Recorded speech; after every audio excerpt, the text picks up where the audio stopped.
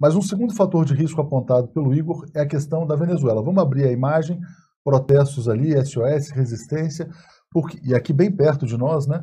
Por que você acha que esse conflito pode ser ampliado? O que você prevê ou imagina para a Venezuela em 2018? A Venezuela foi cenário em 2017 de uma guerra política encarniçada, tremenda, né, travada ali a ferro e fogo, né? E o ano agora que se inicia, 2018, nesse ano a temperatura também vai estar quente aí na Venezuela. 2018 é o ano de eleição. Presidencial? Haverá eleição presidencial. Não se sabe ainda quando exatamente ocorrerá essa eleição. Cabe às autoridades eleitorais da Venezuela marcar, né? Pode ser tanto no mês de março, como pode ser em dezembro ou qualquer outro ponto, né, do ano. São eleições que se dão num contexto muito particular, né, se dão depois de um conflito em que a oposição de direita na Venezuela, apoiada pelos Estados Unidos, né, apoiada pelas elites empresariais, pela classe rica do país, jogou tudo que tinha para tentar derrubar o governo do presidente Nicolás Maduro e pôr um fim à chamada Revolução Bolivariana, o processo de reformas sociais, de redistribuição de renda, de poder, uma série de mudanças importantes que estão em curso na Venezuela nesses últimos 20 anos. Né? Essa oposição que não se conforma em repartir o poder, não se conforma em distribuir a riqueza, foi, contudo, utilizando métodos violentos na tentativa de derrubada do governo, se aproveitando de uma situação de crise econômica, em parte causada pela própria oposição, em parte por erros do governo, em parte pelo cenário internacional,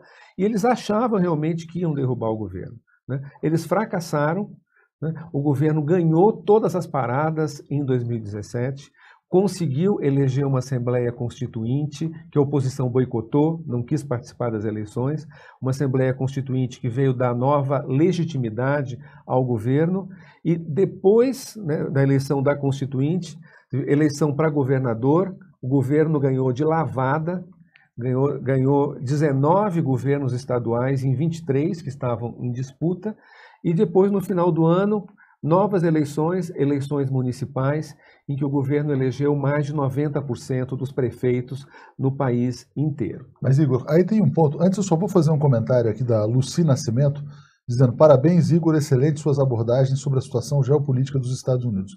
Tem uma questão colocada sobre a Venezuela, que é a leitura feita pela imprensa brasileira, de que o país não é uma democracia, porque ele impede a participação da oposição no processo eleitoral. Foi assim que foi noticiado.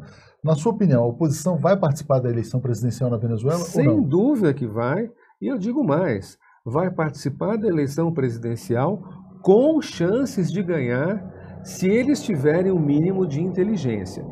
Na ciência política, um dos critérios que se usa para se definir o que é uma democracia é o conceito da incerteza.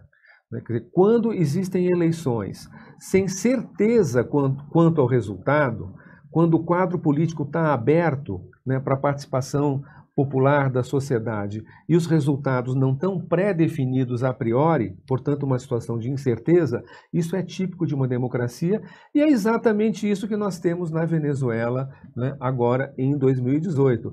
Haverá eleições competitivas, haverá candidatos de oposição, né? A dúvida é se a oposição vai participar inteira ou se ela vai se dividir. Existe um setor na oposição que continua apostando na derrubada violenta, insurrecional do governo, e existe uma outra parte que se dispõe a negociar até certo ponto com o governo e a jogar, quando lhe interessa, pelas regras do jogo. O Nicolás Maduro é o grande favorito, ele vai ser o candidato da continuidade do projeto chavista na Venezuela, né? E a oposição está procurando um candidato, deve encontrar esse candidato, talvez um empresário, certamente vai ser alguém que não seja um político. Os políticos estão extremamente queimados, principalmente os políticos de oposição que chamaram o povo a se rebelar contra o governo e depois essa mesma oposição recua e aceita participar de eleições organizadas pelo governo. Antes de passar para o Léo, só vou fazer um comentário do Noslen Salem, onde ele discorda de você. Ele diz o seguinte, mas não conceitualmente, ele fala: a oposição recusou participar das eleições proporcionais e 2 partidos estão de fora, mas vão acusar o governo de impedi-los, porque a oposição também às vezes usa essa estratégia de não participar e dizer que, olha, foram sabotados. Você fala com o resto do mundo que não tiveram a oportunidade de participar. E o resto Você do acha mundo que isso pode acontecer, isso que ele está colocando? A oposição, setores da oposição se recusaram a participar das eleições municipais em dezembro. Mas outra parte da oposição participou. Quando a gente fala da oposição venezuelana, nós estamos falando de um quadro, né, um campo heterogêneo, com diferentes grupos, diferentes partidos. Né? Em alguns momentos eles se unificam, em outros momentos eles vão, cada um, ali para um lado. Né? Agora, em 2018 não há dúvida. Claro que eles vão concorrer porque não tem outro caminho para eles. O que é? Os Estados Unidos vão invadir a Venezuela? É claro que não. Né? Vai haver uma revolução armada, a burguesia vai pegar em armas. Muito embora um venezuelano radicado nos Estados Unidos, que é o Ricardo Hausmann, tenha defendido uma invasão militar na Venezuela pelos vizinhos, uma coalizão, né?